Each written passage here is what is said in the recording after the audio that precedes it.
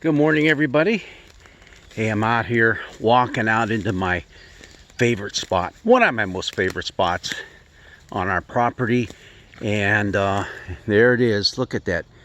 Just beautiful. Tell me, this isn't a gorgeous place to come and think, meditate, walk in and out of the sunshine like I am right now.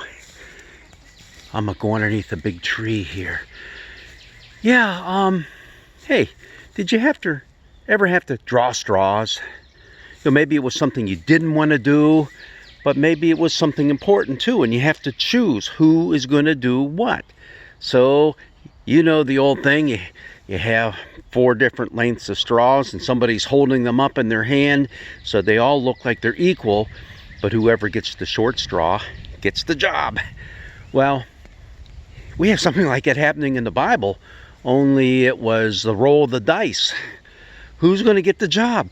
But it was for a good purpose, In our first lesson from Acts, we have Peter saying to the disciples, hey, I don't know if you guys noticed, but we're one short now, referring to Judas.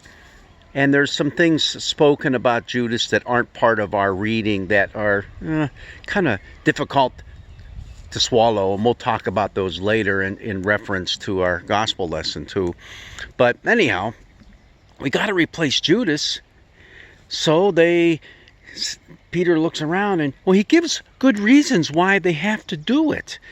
They have to because this is a new community of faith that's being formed, and we're kind of modeling it on the community of faith that exists within the Jewish ranks, which is us, right? There's no such thing as Christians yet. There are Jews, all of them, and amongst those Jews, there are Jesus-following Jews. And we want to be closely aligned to our heritage as possible. So there's only 11 of us. We need 12. We need 12 disciples because there were 12 tribes. So let's choose someone to replace Judas. And Peter said, let's look at amongst a group of people who also were following Jesus, who also witnessed the resurrection. And hey, these 2 guys look pretty good, Justus and Matthias. Let's look at those 2 guys. And they rolled the dice. It's kind of interesting. Rolling the dice, they didn't draw straws, they rolled the dice.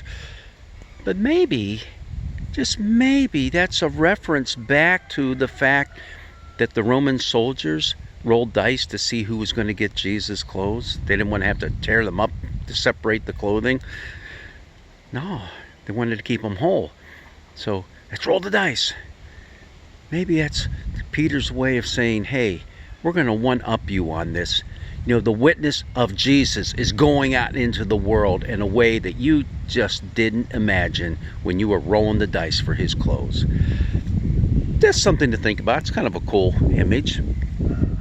But also, Peter said, hey, we're doing this to fulfill the scriptures, right? That Jesus had to die, but also that we're going out as witnesses to these things. So it's a necessary thing to do. As a new body of believers, we got to do it the right way. Okay, so we have that going on too. So they roll the dice, and Matthias, however you want to pronounce it, he wins the job. But as I'm thinking, think about us as people today when we have church council elections. Oh man, we got to go out and get church council members. Usually my experience at our church has been, we didn't have people knocking at the door saying, hey pastor, a president of church council, can I be on the church council? Can you put my name up for... No, we have never really had that. We've had people who have willingly accepted an invitation to run, but I've never had anybody knocking on the door, kicking it in. But it also says, hey, there's different ways of doing things. If you look throughout the book of Acts, whenever there's a need to draw people into the ministry fold, it's done in many different ways. All right? So just don't get hung up on the methodology, rolling dice. Hey, in our synod, we're having an election of bishop. What are we going to do? Have a little playoff scheme set up, you know, head-to-head combat between two people, roll the dice and just keep going down till you get the winner? Hey, we could. That'd be the easiest way. Or we'll just do it the way we do now. We just kind of vote our way into it, okay? All right. But you know, there's something that's real interesting about all this. Did you notice that after Matthias is chosen, he's never mentioned again in the book of Acts?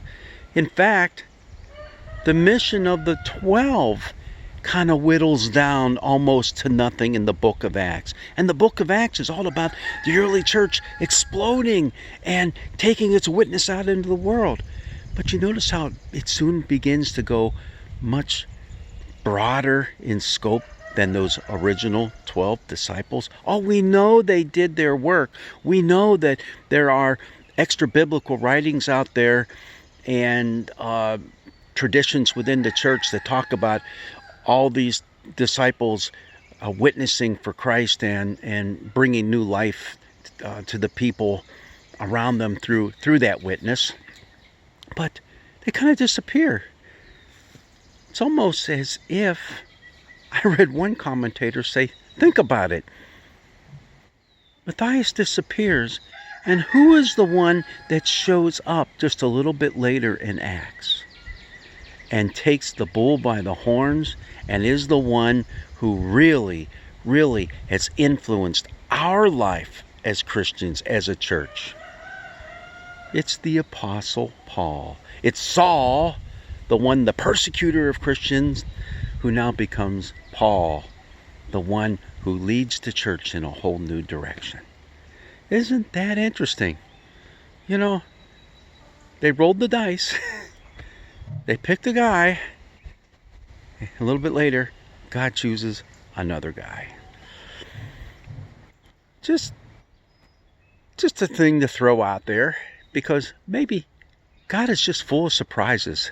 That when we think we're doing our best, and we should work to do our best, sometimes God still pulls it off in ways that we just can't imagine, and can be a lot of fun and can benefit all of us in a lot of ways. God's blessings be with you as you contemplate your next run for church council. Did you get the phone call? Well, if you do, think about saying yes. Or we can just roll the dice. God's blessings be with you.